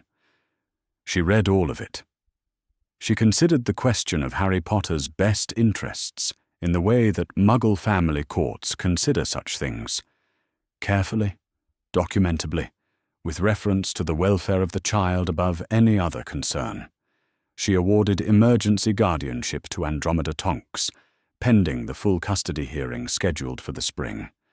Andromeda's solicitor rang to tell her. She said thank you, and hung up and sat in the kitchen for a moment with her hand still on the telephone. And then she wrote down the time and date on the inside cover of the file because she thought it was the kind of thing you should record precisely. On Privet Drive, the morning was grey. Petunia Dursley stood at the kitchen sink with the water running and looked out at the back garden and waited for the doorbell. Dudley was at her sister-in-law's. Vernon was at work. She had managed both of those things this morning without explanation, the way she managed everything in this house, by deciding what was necessary and doing it. She had thought she would feel wronged. She had kept this household together for 4 years, absorbing the weight of a decision she had not made, and had never been given the opportunity to refuse. She was entitled to feel wronged. What she felt was something she had no interest in examining closely, because examining it would require naming it, and naming it would mean living with having named it. It was somewhere in the vicinity of relief. She was ashamed of that, and the shame was not sufficient to change it. She had known. That was the thing she had never said out loud, not to Vernon, not to anyone. She had seen how thin he was. She had noticed. She had told herself reasons, and the reasons had been true, and none of them had been enough, and she had let the days continue anyway. The doorbell rang. She turned off the tap, dried her hands, and went into the hall. The social worker was a woman Petunia had met before. She was standing next to a woman Petunia had not met, but recognized the moment she saw her. Dark hair, a quality of stillness, eyes that were doing a great deal more than they showed. Andromeda Tonks. Petunia had built no particular picture of her from the solicitor's correspondence, which had been a mistake. The social worker said something about paperwork. Petunia signed what she was asked to sign in the entrance hall, and then the social worker went to the stairs. Harry came down the stairs ahead of the social worker. He was carrying a carrier bag with both hands. He was wearing clothes that were clean and too large for him. They had always been too large for him. She had never quite managed to be the person who sorted that out, and there was nothing to be done about it now. And he had the same expression he always had, the careful, watchful one, the face of a child who had learned to read the room before he entered it. He reached the bottom of the stairs and saw the woman standing in the entrance hall. He looked at her the way he looked at everything, assessing, precise, with the solemnity of someone for whom first impressions were a matter of considerable practical importance. He had James Potter's black hair and Lily's green eyes and a scar on his forehead that Andromeda had read about in the wizarding papers and had never expected to find quite so small, quite so unremarkable in daylight, just a mark above one eyebrow on a very small face. He said, "Are you who I'm going with?" Andromeda said, "Yes." He looked at her for a moment longer. She did not look away, and did not perform warmth she wasn't sure he would trust yet, and did not make herself smaller than she was to seem less frightening. She simply looked back at him. He appeared to be processing a significant amount of information in a very short time, the way children did when they were used to reading situations quickly as a matter of daily necessity. Then he nodded. Once, a single firm nod, the kind that closes a matter, and turned to pick up the carrier bag he had set down. Petunia stood in the entrance hall while the paperwork was finished. She thought about the letter she had written to Dumbledore in the summer, and his letter that came back. Careful phrasing, the release and the explanation, and the sense of a very large hand withdrawing from something it had been holding for a long time. She had read it twice and put it in the drawer where she kept things she did not want Vernon to find. When the paperwork was done, the social worker brought Harry to the door. Andromeda put her hand out, not quite a handshake, not quite an invitation, just a steady, open thing. And Harry looked at it for a moment, and then transferred the carrier bag to his left hand and put his right hand into hers. They went out the door. The social worker followed with her folder. Andromeda paused on the threshold and looked at Petunia, who had come to stand in the entrance hall doorway. Petunia said, "He has nightmares." It came out plainly, without emotion. It was the most accurate thing she had ever said about him, and she had not meant to say it. It was not an apology. It was the only honest thing she had left to give, which was information. He had nightmares. Someone should know that. Andromeda said, "I know." Petunia thought, "You don't." But she didn't say it. She watched them go down the path to the car, the boy and the woman, the carrier bag swinging in the November air, and then she went back inside and closed the door and stood in the entrance hall until she heard the car leave. The drive took 40 minutes. Harry sat in the back seat and looked out the window, and Andromeda drove and didn't press him to talk. The car pulled up in front of the Tonks house in the early afternoon. It was an ordinary street, terraced houses, a pavement with a crack in it, a tree that was past its leaves for the year. Harry got out with his carrier bag and stood on the pavement and looked at it. The front door opened. Nymphadora had been waiting since breakfast. Andromeda knew this because she had spoken to Ted on the telephone before leaving for Privet Drive, and Ted had said, with the particular tone of a parent describing a spectacle with great fondness, that she had rearranged the kitchen twice and changed her hair 4 times, and was currently standing at the window pretending to read. She was wearing her hair the brightest pink she could achieve, short, vivid, unmistakable, the color she had chosen first when she learned she could change it, and never quite abandoned since. Harry saw her. He stopped on the pavement. His expression did not change at first, the cautious, evaluating face. And then it did, in the way that faces do when they encounter something genuinely outside their experience. He looked at her hair. He looked at it the way 5-year-olds look at things that are perfect, with his whole face, without self-consciousness, without the layer of performance that older people put over genuine reactions. He laughed. It came out of him suddenly, real and surprised, the kind of laugh that means you did not know it was coming and have no intention of stopping it. Nymphadora went pinker, if that was possible, if the color had further to go, and came to the top of the step and said, with tremendous dignity, "I can make it other colors too." Harry said, "Can you do green?" She could. She did it on the step, her hair going from bubblegum pink to a particular shade of green he would later describe as like the inside of a leaf.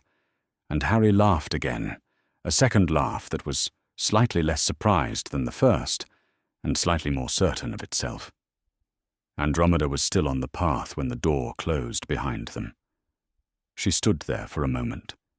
The street was quiet, a dog somewhere distant, November light making everything very clear and very still. She had been in motion for 5 months, letters, hearings, meetings, arguments, the long accumulation of paper and procedure. And now the door had closed, and Harry was inside, and his laugh was still in the air. That surprised, uncautious sound.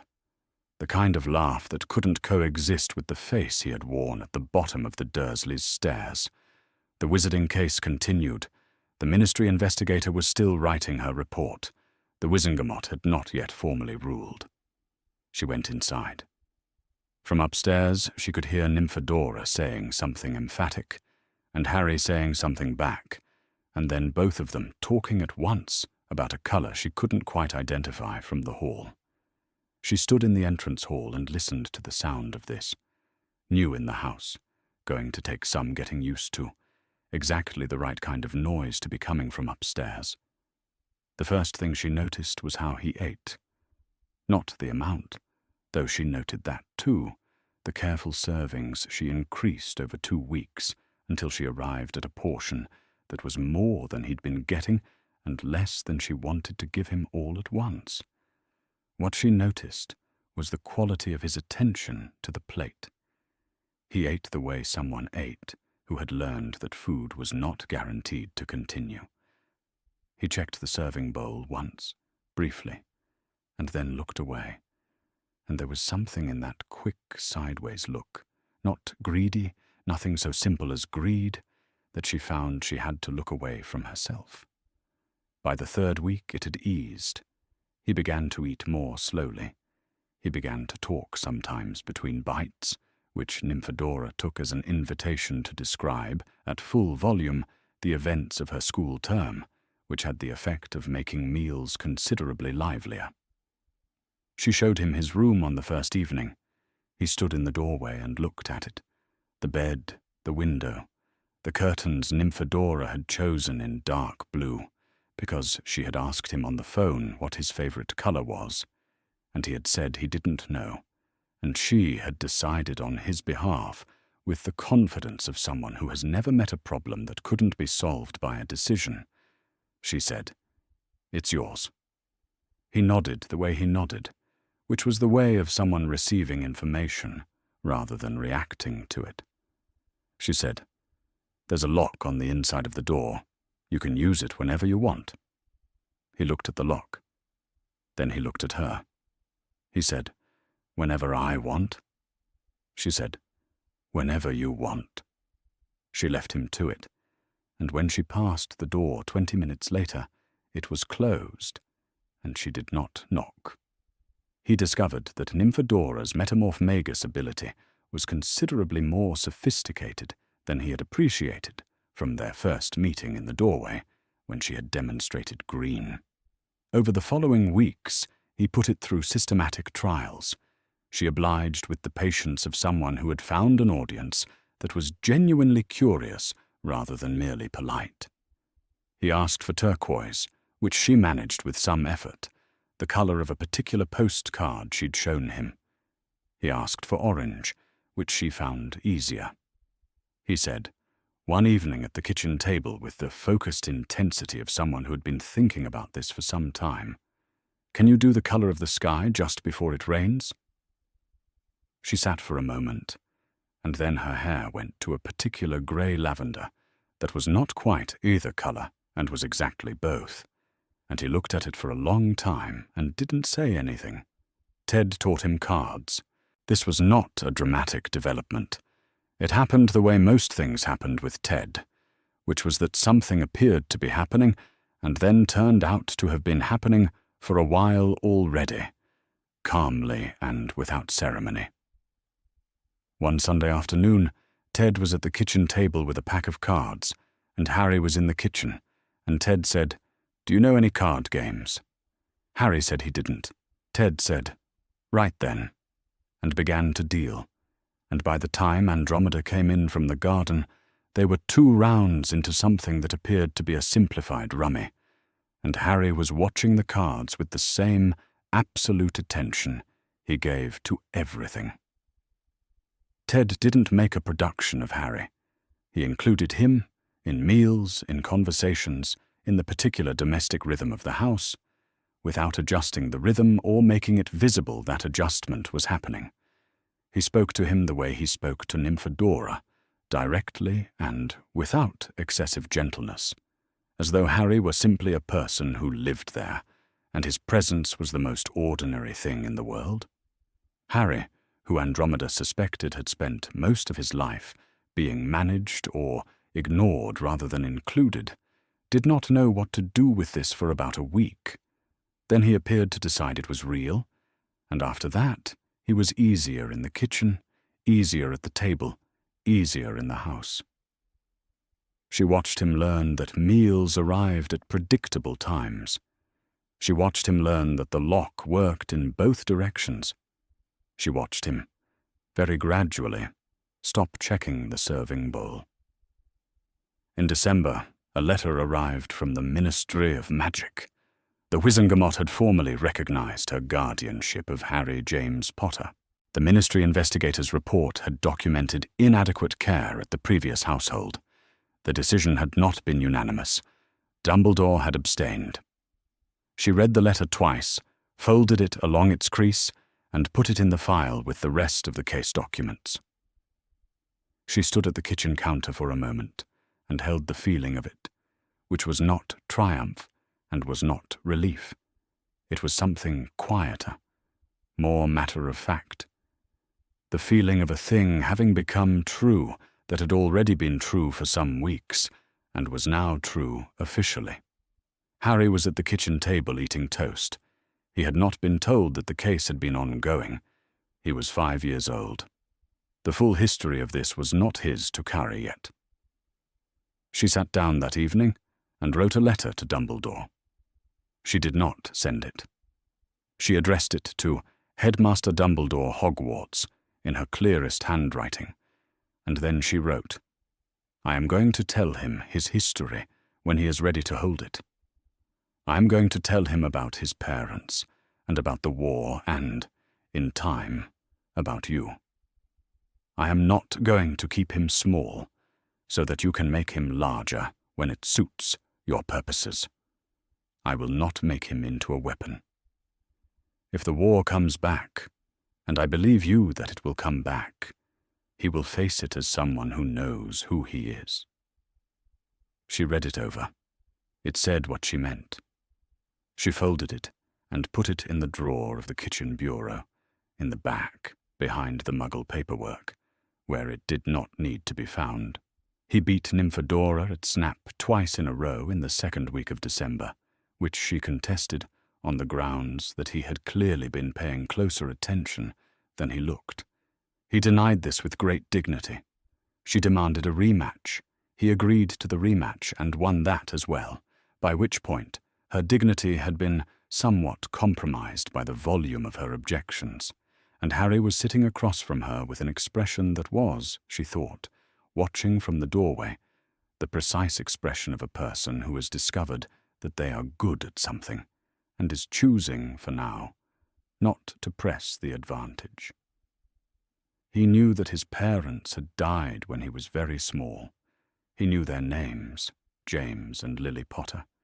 He knew that Andromeda was connected to someone who had been his father's best friend. He did not know what the scar on his forehead meant. He did not know what he was, in the large sense of what he was. Andromeda had told him the truth at a level he could carry it, and she would add to it as he grew. And there was time. He was 5. There was time. One evening in January, when Harry and Nymphadora were upstairs and Ted was reading in the other room, she stood at the kitchen window and thought about Sirius. He was in Azkaban. He had been in Azkaban since November 1981. He could not know what she had done here, because she had no way to tell him. And even if she had found a way to tell him, she was not sure it was a kindness to tell a man in Azkaban that the thing he could not do had been done by someone else. She thought, I am doing what he would have done, if he could. She was not certain this was enough. She thought it had to be. From upstairs, Harry laughed. It was the same sound she had first heard in the doorway in November, when Nymphadora's hair had gone green and surprised it out of him. The same genuinely uncalculated quality, the same note of astonishment at itself. It was slightly different now than it had been then.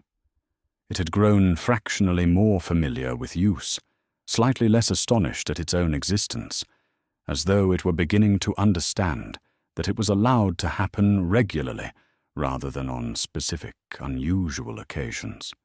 She had noticed this progression over the past weeks, the laugh occurring more often and with less surprise in it each time, and she had noted it the way she had noted the serving bowl and the lock and the card games, which was as evidence of the same underlying process.